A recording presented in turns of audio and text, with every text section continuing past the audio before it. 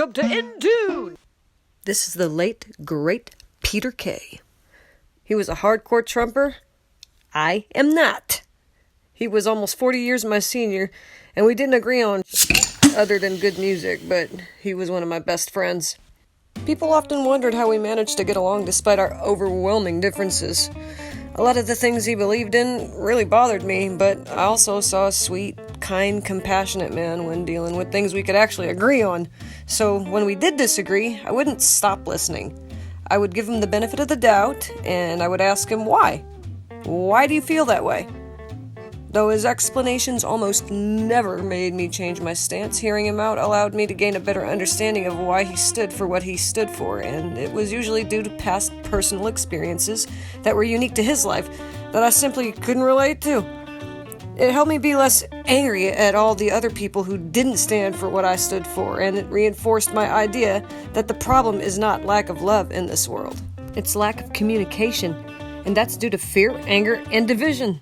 Different experiences lead to different perspectives, and if we're ever going to get to the bigger picture, like the whole truth, we have to listen to each other, even when we don't agree. It doesn't mean you have to change your position, but don't stop listening because you're afraid that you might change yours or because you're angry that they won't change theirs. One of the last things Peter said to me before he passed away was, assimilation has to happen, and it has to happen now.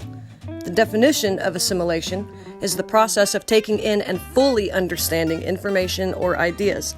Because without understanding, there can't be forward movement. Gandhi said, "You must be the change you wish to see in the world." If we want understanding, we must first offer it. That starts with things like not assuming that every Trumper is a racist or that every liberal is just an extremist with no code of ethics. Just like peaceful protesters are not rioting thugs and all cops are not bad people. We are all different. Some of us share beliefs and ideals more with some than others, but no one is ever wrong for standing in their truth based on their experiences. You're wrong when you operate out of a place of fear, hatred, anger, and division. How do you know when you're doing that? It's when you shut down and you don't listen to any narrative that does not suit your own. We're all human beings, and we must take everyone's experiences into account, because when all truths have an equal voice, that is when we will have the whole truth. Isn't that what we all really want? United we stand, divided we fall. You've all heard that before. Divide and conquer. You've heard that too. Mostly from authoritarian regimes throughout history. People like Caesar, Hitler, even Vladimir Putin uses this method. The great peacemakers of history, however, like Gandhi, Mother Teresa, Martin Luther King, these people encourage unity, equality, and most importantly, what we had in common, which is we are all people, and we're all connected whether we like it or not. And if any link in the chain that connects us is weak, then the whole thing is no good. We all know that all lives matter, but right now, the rest of the chain needs to stand strong to support the link that is our black community, because if their link breaks, we all fail. We have to come together, and that starts with things like the peaceful protests that are taking place as we speak. When people are taking the time, black or white, to listen to each other and stand together.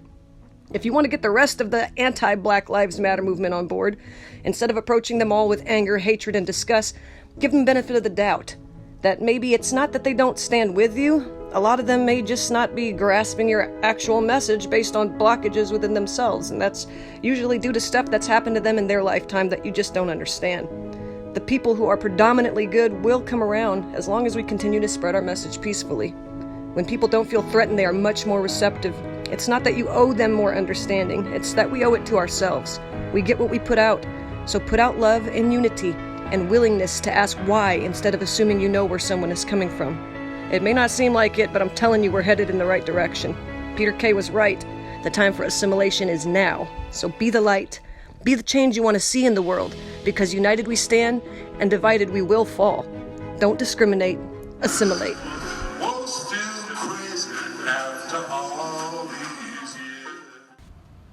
Do it!